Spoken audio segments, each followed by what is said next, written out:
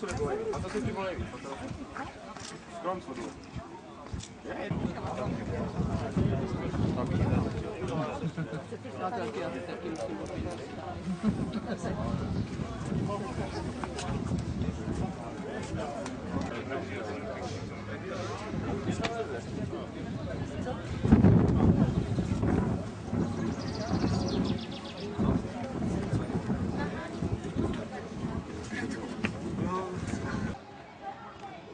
Ještě nevlezu do záběru.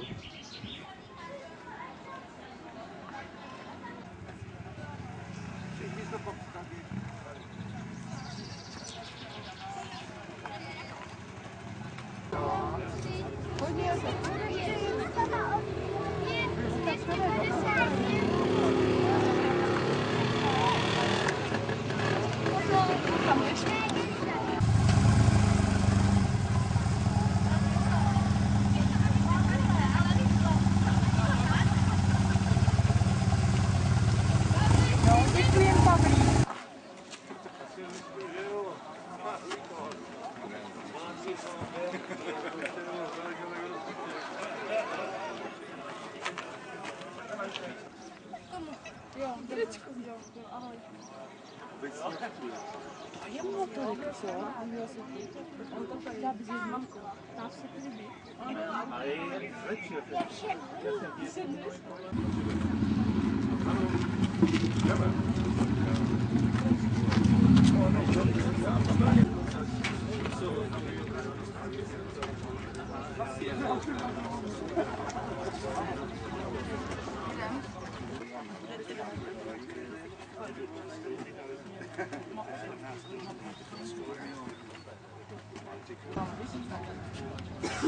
Pojď na zem, já ti nebudu nosit. Jo? Buďte pozdraveni všichni. Jestli můžu prosit, tak abyste tam zezadu vstoupili trošku dovnitř, nebo na boky nějak. Nedělali dojem, že tady se už ani prstek nedá strčit dovnitř. Ještě tady je místo dost. Chci vás všechny přivítat. Čím vás bude víc, tím víc přivítám.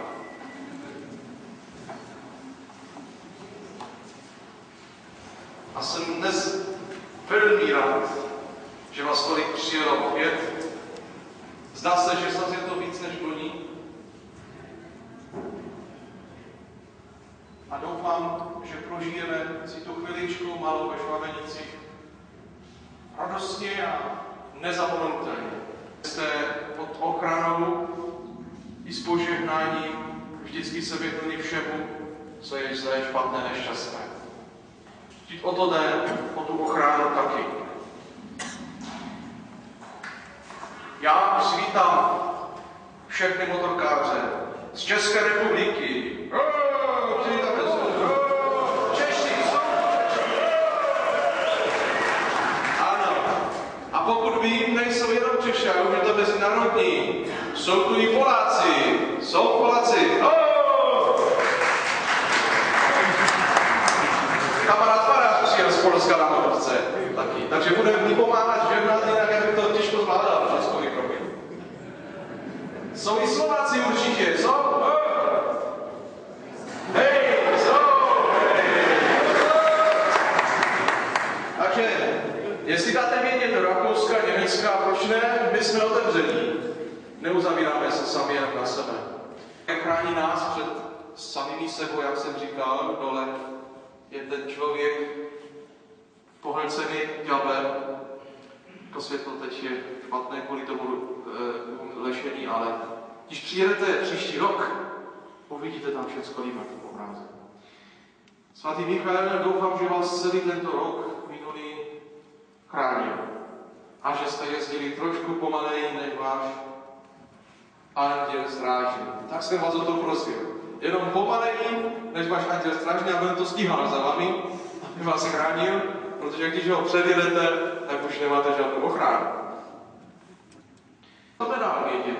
To je jiný člověk, to je Michal, můžu poprosit? Přišel ke mně, chci vám ho představit. Ano. To je tady. Děkuji. sebe je tady spiritus movens, čili ten, který dal tomu život. Jo? Představ se, Patičku. Takže já vás tady taky zdravím vás za nás klub. Mám dost červenýma očima i za sebe. Jmenuji se Michal a jsem z Lidkomístku, takže to máme taky dál. Máme to jako výštiku dneska večer, odpoledne. Máme tady dole na chatě posezení, jste samozřejmě všichni zváni. Máme tam nějaké pivko, bíra, kdo by chtěl hodit, je tam možnost přenocování. Než to pan farář dokončí, tak bych chtěl trošičku z organizačních důvodů ještě, když to tady skončí, bude venku, jak pan farář říkal, neboli kazatel náš, kropit tou kropičkou, kdo bude chtít, a poté si veveze svoji motorku z garáže a bude se připravovat na kolonu. Bude se stavět dole na cestě, jak jsme přijížděli, a jakmile budeme všichni nachystaní, tak já pojedu ze zadu dopředu, výška bude asi 20 km a budeme končit pak dole na té chatě. Kdybyste chtěli, můžete se zúčastnit. Dole bude hudba, pívko. To je tak ode mě všechno, děkuju. A děkuji, že jste přijeli.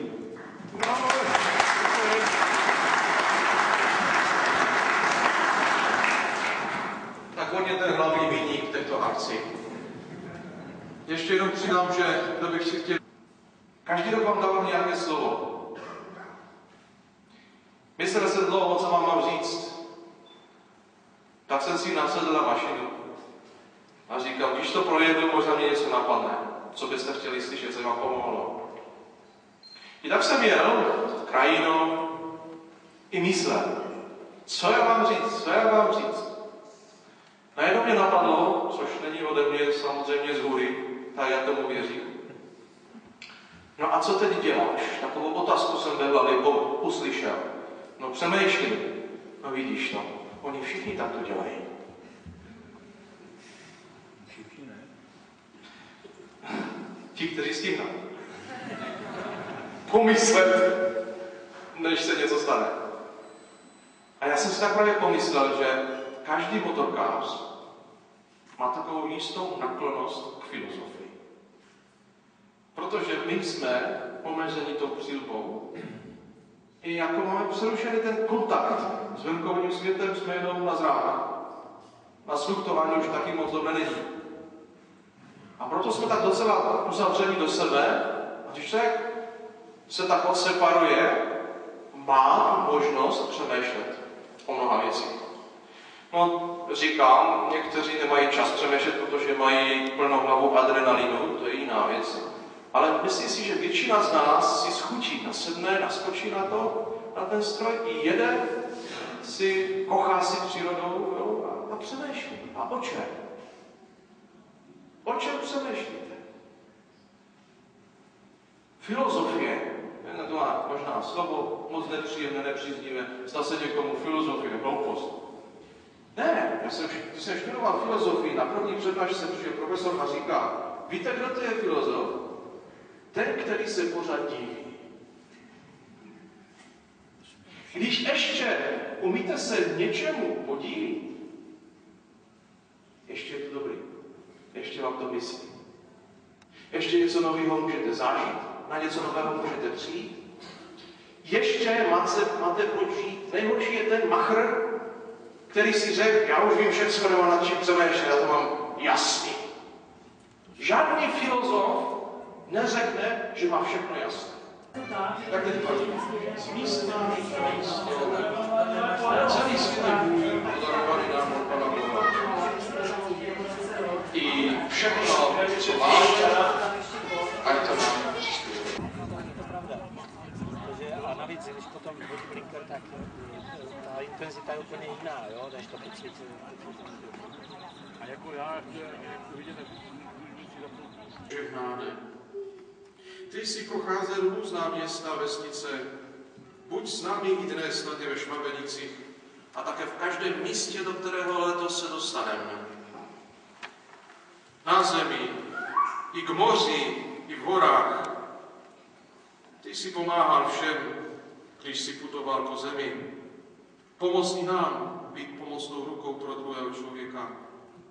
a na přímluvu tvé nejsvětější matky, Panny Marie, všech našich andělů strážných, jak je tu máme, ať je každá naše cesta bezpečná, jistá, abychom jednou mohli se všichni setkat, když přijde už náš čas v tvém království.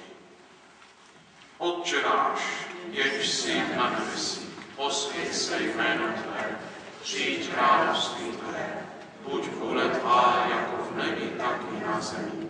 Chléb náš bezdejší dej nám dnes a odpusť nám naše viny, jako i my odpouštíme našim viníkům. A nebuď nás pokušení, ale zbav nás od zlého. Odpovědně, ať jsou ohleduplní k druhým i k sobě navzájem, na všech cestách, za prací a odpočinkem, ať je provází tvé boží požehnání ve jménu Otce i Syna i Ducha Svatého. Jděte ve jménu Páně Bohu díky i díky vám. A teď prosím, abyste šli každý k svýmu, jak my tam se dostaneme k vám i dostanete požehnání vašeho pomoci. To nemá chybu.